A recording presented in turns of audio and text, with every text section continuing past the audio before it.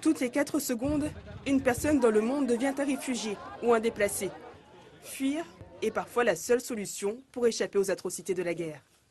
Selon le rapport annuel du Haut Commissariat aux réfugiés, ils étaient 45 millions en 2012.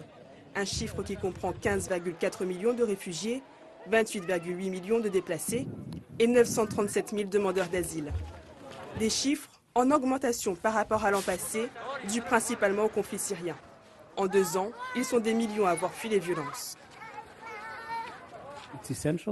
Il est essentiel que la communauté internationale s'engage davantage dans le soutien financier des actions humanitaires et aide les pays de la région.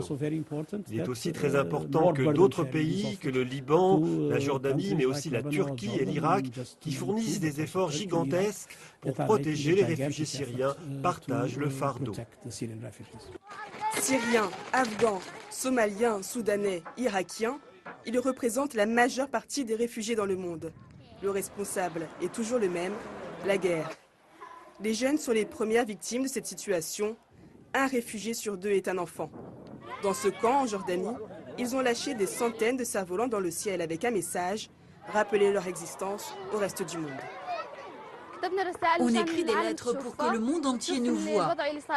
On veut que le monde voie la situation en Syrie. Nous voulons la paix et la sécurité pour rentrer dans notre pays. Et nous voulons aider les gens qui sont toujours là-bas.